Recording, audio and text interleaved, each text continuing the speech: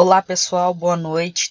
Vamos lá dar início em mais uma aula e a gente vai dar seguimento aí no mapa de risco. Na aula passada eu apresentei para vocês um exemplo de mapa de risco de um beneficiamento diário. Esse mapa de risco a gente viu que possui aí uns círculos, né, em que dentro deles aí a gente pode ter mais de uma cor, e cada cor representa um risco diferente, e que quando olhado na parte de baixo, né, tem a representação de que risco a gente está tratando dentro daquele local. A gente pode trabalhar tanto um layout da estrutura completa, como em salas. Nesse local aqui a gente trabalha um layout completo, que provavelmente fica instalado aí no início do local de trabalho, em que os trabalhadores podem ter acesso fácil para ter acesso a essa informação de quais riscos eles estão expostos em cada sala. No mapa de risco a gente pode ver que também que além da representação desses riscos, tem também as medidas de controle existentes naquele local, bem como a existência de extintores. Outra coisa que nesse mapa de risco traz, né, foi as iscas de controle de pragas, porque afeta aí não só a saúde para a pessoa, mas também para a qualidade do produto. É importante destacar, né, que a presença de um risco ali, de um produto ou um agente em um ambiente de trabalho, não torna obrigatoriamente o local perigoso à saúde. Então, se eu coloco aqui abaixo que eu tenho frio nas câmaras frias, ruído, não quer dizer que esses agentes são de fato já caracterizados aí perigosos para a saúde. Por quê? O que vai caracterizar a sua periculosidade? É sua intensidade, concentração e o tempo de exposição. Os danos só ocorrem se o limite for ultrapassado.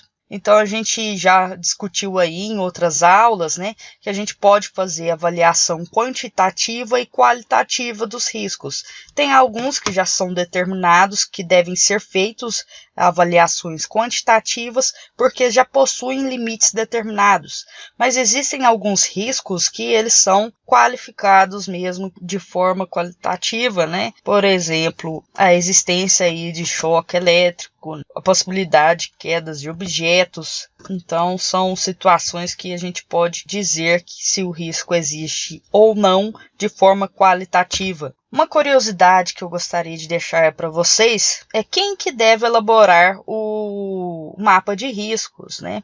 Na NR5, que a gente fala que ela trata de empresas urbanas, ela deixa bem claro que quem deve elaborar o mapa de risco é a Comissão Interna de Prevenção de Acidentes. Já na NR31, a CIPA-TR, nas suas atribuições, só tem o item bem amplo, né, que deve divulgar aos trabalhadores informações relativas à segurança e saúde no trabalho. Não traz com todas as letras que vem a ser o mapa de risco, mas na outra norma a gente já vê em várias empresas que é uma forma de você sinalizar para os trabalhadores os riscos que eles estão ali expostos. Então, o pessoal aí das empresas rurais adotam essa forma de sinalizar, né, de informar os trabalhadores. E por que elaborar esse mapa de risco é interessante, né? Porque ele possibilita o desenvolvimento de uma atitude mais cautelosa, né?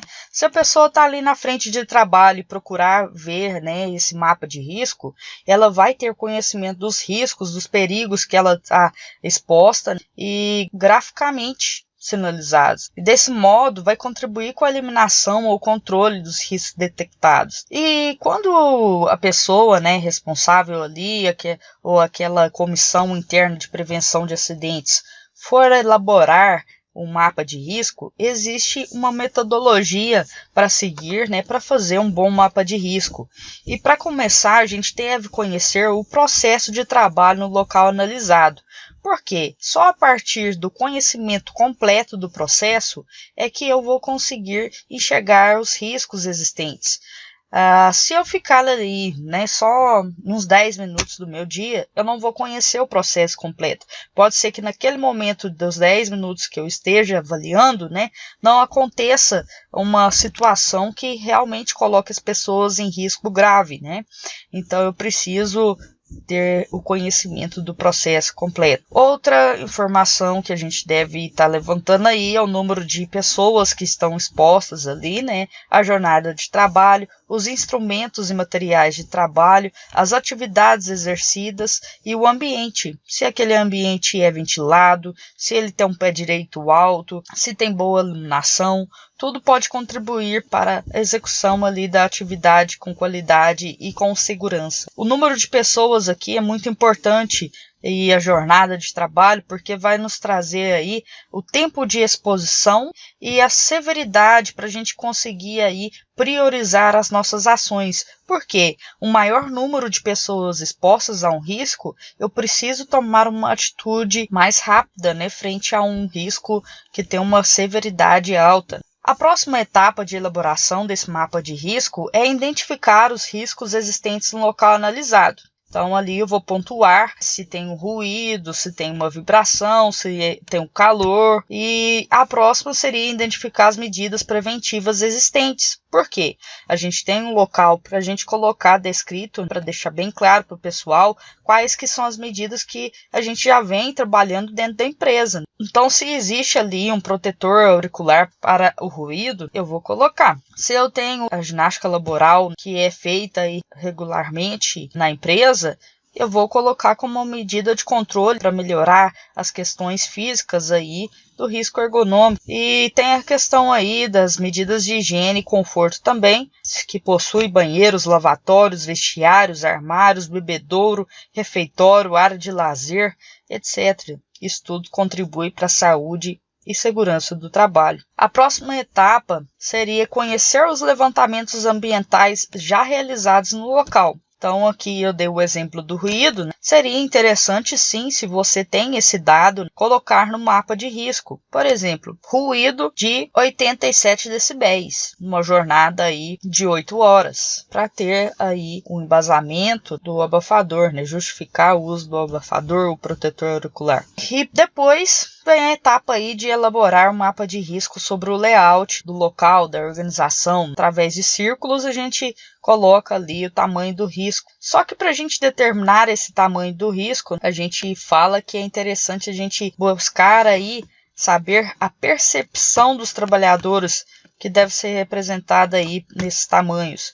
Por quê? É a percepção dele, né, que vai ali nos dizer se aquele risco que ele está ali exposto, daquele local, ele é grave para ele. Ele considera ele grave frente à severidade, mediante a um questionário aí com os trabalhadores que a gente vai determinar o tamanho do círculo. A gente sabe, né, a gente viu que no mapa de risco a gente coloca lá o grupo a que pertence o risco. Se você colocar de forma geral, igual o que eu dei exemplo, beneficiamento diário, etapa, classificação como um todo, né, porque está o mapa completo, o layout completo do local. Mas se eu quiser fazer separadamente, poderia colocar só o layout das câmaras frias e colocar quem representa aquele grupo de acesso, por exemplo, os operadores de empilhadeira que acessam as câmaras frias. Então seria o grupo que pertence ao risco e o número de trabalhadores expostos. Nesse caso, como a gente viu de exemplo, eu não coloquei o número de trabalhadores expostos. Por quê?